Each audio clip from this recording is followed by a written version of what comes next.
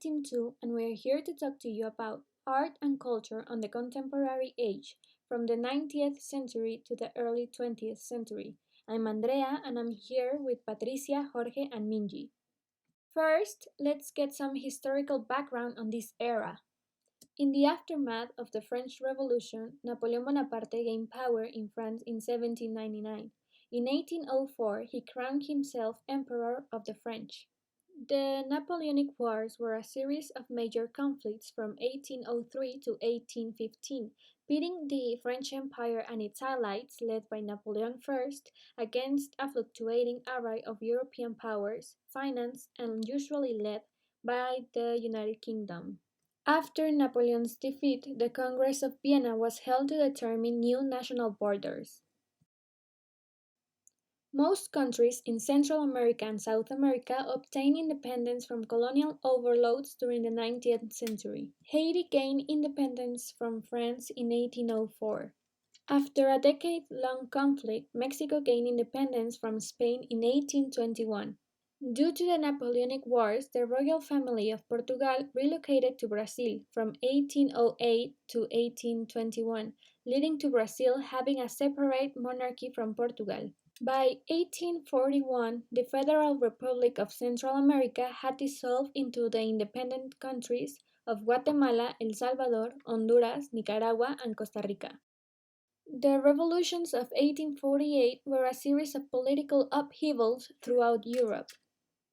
The revolutions were essentially democratic and liberal in nature, with the aim of removing the old monarchical structures and creating independent national states. The first revolution began in January in Sicily.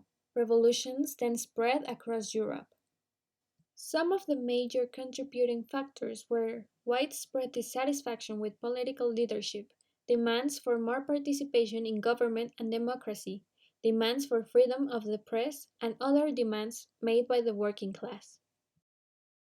The abolitionist movement achieved success in the 19th century. The Atlantic slave trade was abolished in 1808, and by the end of the century, almost every government had banned slavery. The Slavery Abolition Act of 1833 banned slavery throughout the British Empire, and the Lei Áurea abolished slavery in Brazil in 1888. The American Civil War took place from 1861 to 1865. 11 southern states seceded from the United States, largely over concerns related to slavery. The 13th Amendment to the Constitution, ratified in 1865, officially abolished slavery in the entire country. The 19th century saw the birth of science as a profession. The term scientist was coined in 1833 by William Whewell. Among the most influential ideas of the 19th century were those of Charles Darwin, who in 1859 published the book The Origin of the Species, which introduced the idea of evolution by natural selection. In 1866, there was a successful transatlantic telegraph cable. In 1869, Dmitri Mendeleev created the periodic table. In 1879, Thomas Edison patents a practical incandescent light bulb. And lastly, in the 1890, the cardboard box was invented. Now let's get into the religion timeline. In the 1830s, the Church of Jesus Christ of Latter-day Saints is established. Through 1871 to 1878, in Germany, Otto von Bismarck challenged the Catholic Church in the Kulturkampf. It means in English, culture war. In 1891, Pope Leo III launches the encyclical Rerum Novarum, the first major Catholic document on social justice. In the culture timeline, we have in 1808, Beethoven composes the Fifth Symphony. In 1813, Jane Austen publishes Pride and Prejudice. In 1818, Mary Shelley publishes Frankenstein. In 1837, Charles Dickens publishes Oliver Twist. In 1851, Herman Melville publishes Moby Dick. In 1862, Victor Hugo publishes The Miserables. In 1865, Lewis Carroll publishes Alice Adventures in Wonderland. In 1887, Sir Arthur Conan Doyle publishes his first Sherlock Holmes story, A Study in Scarlet. In 1889, Vincent van Gogh paints Starry Night. In 1894, Rudyard Kipling's The Jungle Book is published. In 1897, Bram Stoker writes Dracula. And in the 1900s, Frank Baum publishes The Wonderful Wizard of Oz. Now, let's get into the fashion sense of the era. The 19th century opened with a fashion landscape that was changing dramatically and rapidly from the styles of a generation earlier. The French Revolution brought fashions that had been emerging since the 1780s to the forefront. Neoclassicism now defined fashion as both men and women took inspiration from classical antiquity. The 1820s were a transitional period away from the Empire silhouette and Neoclassicism influences. Instead, Romanticism became the chief influence on fashion, as Gothic decoration, lavish dresses, and Historicism-inspired styles borrowed from the past centuries. The 1830s fashion was dramatic and overwhelming, marked by huge sleeves and hats, reflecting the Romantic movement. Influenced by the Gothic revival and Romanticism, the fashionable 1840s women were demure, constrained by an unforgivable silhouette. Menswear was understated. Fashion of the 1850s for both men and women was in colorful, exuberant style with luscious fabrics and relaxed cuts. Technological innovation had a large impact on clothing in this period. During the 1860s, the cage crinoline allowed women's skirts to reach their appendix in size, while menswear relaxed into wide, easy cuts. Advances in technology such as the sewing machines and inline dyes changed the fashion landscape. During the 1870s, women's clothing became increasingly complex, colorful, and restrictive, while menswear was marked by an industrious sobriety. In the 1880s, women's fashion was defined by the rigid structure bustles and abundance of decorations. Finally, the 1890s was a transitional decade from the stiff Victorian era to the new century. New freedoms and technologies drove an era that became known as the Gay 90s. Now, let's get into the artistic movements timeline of this era. As its name suggests, the neoclassical period drew upon elements from classical antiquity. Romanticism embodies a broad range of disciplines from painting to music to literature. The ideals present in each of these art forms reject order, harmony, and rationality, which embraces in both classical art and neoclassicism. Arguably the first modern art movement, Realism, began in France in the 1840s. Art Nouveau, which translates to New Art, attempted to create an entirely authentic movement, free from any imitation of styles that preceded it. Impressionist painters sought to capture the immediate impressions of a particular moment, but we will talk about these last three more in depth in the next slide. Realism. Realism was not consciously adopted as an aesthetic program until the mid-19th century in France. However, indeed, realism may be viewed as a major trend in French novels and paintings between 1850 and 1880. One of the first appearances of the term realism was in the Mercure Français du Xe siècle in 1826, in which the word is used to describe a doctrine based not upon imitating past artistic achievements, but upon the truthful and accurate depiction of the models that nature and contemporary life offer the artist. The French proponents of realism were agreed in the rejection of artificiality of both the classicism and romanticism of the academies and on the necessity for contemporaneity in an effective work of art. They attempt to portray the lives, appearances, problems, customs, and more of the middle and lower classes, of the unexceptional, the ordinary, the humble, and the unadorned. Indeed, they consciously set themselves to reproducing all the hitherto ignore aspects of contemporary life and society, its mental attitudes, physical settings, and material conditions.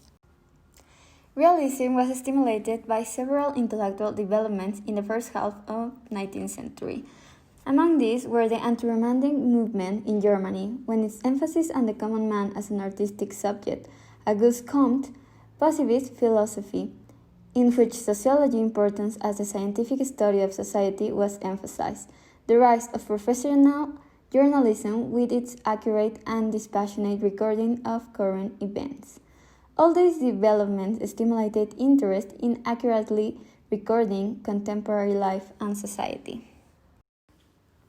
The most important artists and arts of realism were Edward Manet with Olympia, James Whistler with Symphony in the White No. 1 or The White Girl, Jean-François Millet with The Gleaners, Gustave Courbet with The Stonebreakers, and Honoré Daumier with Rue Transnonain, Le 15 avril 1834. Art Nouveau. Ornamental styles of art that flourished between about 1890 and 1910 through Europe and the United States. Art Nouveau is characterized by use of a long, sinuous, and organic line, and it was employed most often in architecture, interior design, jewelry and glass design, posters, and illustration. It was a deliberate attempt to create a new style, free of the imitative historicism that dominated much of the 19th century art and design. Curves, asymmetrical forms, and intense colors were other common motifs of the movements. The Art Nouveau movement produced many gifted artists specializing in decorative art, architecture, and glasswork, including Saint Glass. About this time, the term Art Nouveau was coined in Belgium by the periodical L'Art Moderne to describe the work of the artist group Levant, and in Paris by S. Ving, who named his gallery L'Art Nouveau. The main five artists were Audrey Bursley, with his illustration of Salome for Oscar Wilde, Gustav Klimt with The Kiss, Alphonse Mucha with Gismonda, Henri Toulouse-Lautrec at the Moulin Rouge, and Egon Schiele with The Reclining Woman with Green Stockings. In 1874, a group of artists called the Anonymous Society of Painters, Sculptors, and Printmakers organized an exhibition in Paris that launched the movement called Impressionism. Its founding members include Claude Monet, Edgar Degas, and Camille Pissarro, among others. It is based on the practice of painting out of doors and spontaneously on the spot, rather than in a studio from sketches. Main Impressionist subjects were landscapes and scenes of everyday life. They decided to paint very simply what they saw, thought, and felt. The Impressionists found out that they could capture the momentary and transient effects of the sunlight by working quickly, in front of their subjects, in the open air rather in a studio. This resulted in a greater awareness of light and color and the shifting pattern of the natural scene. Brushwork became rapid and broken into separate dots in order to render the fleeting quality of light. They abandoned traditional three-dimensional perspective and rejected the clarity of form that had previously served to distinguish the more important elements of a picture from the lesser ones. For this reason, many critics faulted Impressionist paintings for their unfinished appearance and seemingly amateurish quality. The Impressionists aimed to be painters of the real. They aimed to extend the possible subjects for paintings, getting away from depictions of idealized forms and perfect symmetry. They concentrated on the world as they saw it, which was imperfect in a myriad of ways. Let's get to know some of the most emblematic artists of the time. Claude Monet. Claude Monet was born in 1840 in France and enrolled in the Académie Suisse. After an art exhibition, a critic insultingly dubbed Monet's painting style Impression, since it was more concerned with form and light than realism, and the term stuck.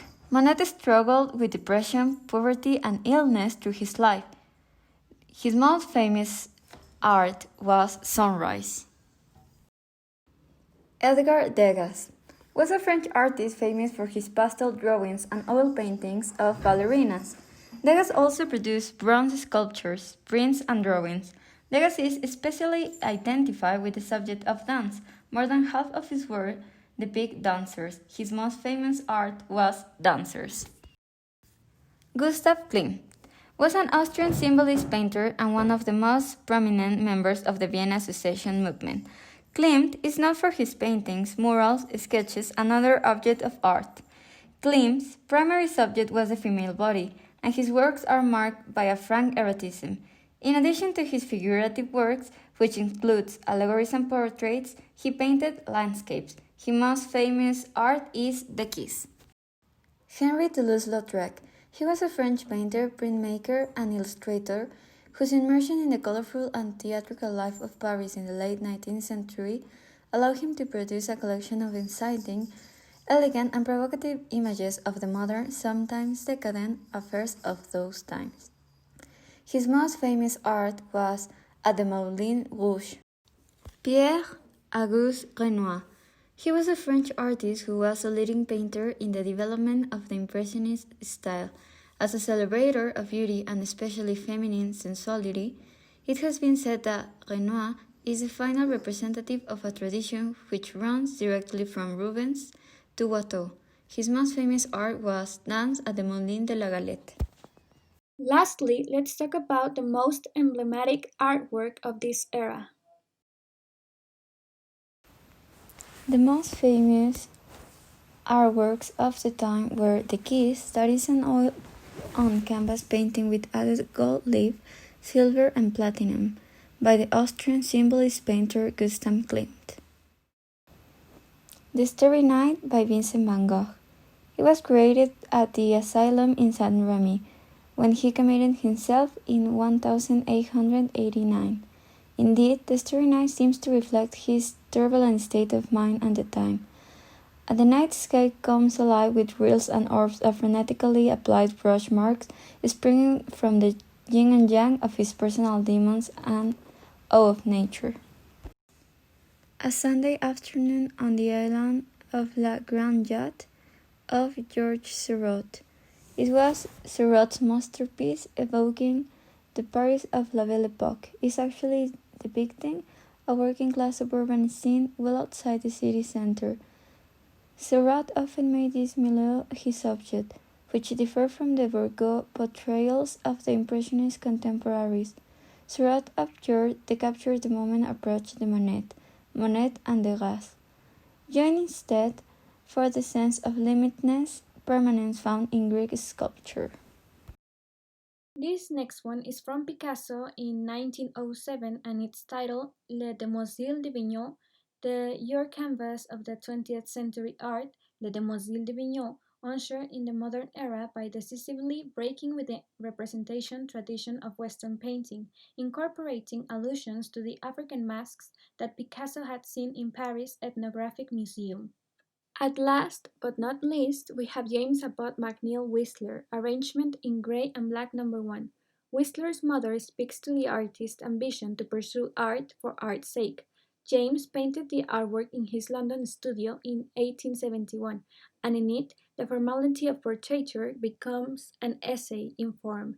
Whistler's mother, Anna, is pictured as one of the several elements locked into an arrangement of right angles.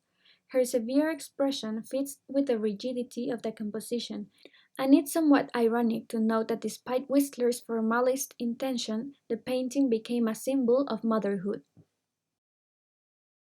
Well, now we got to the end of the video, and we hope you have learned something about the art and culture of the contemporary age. Thanks for watching!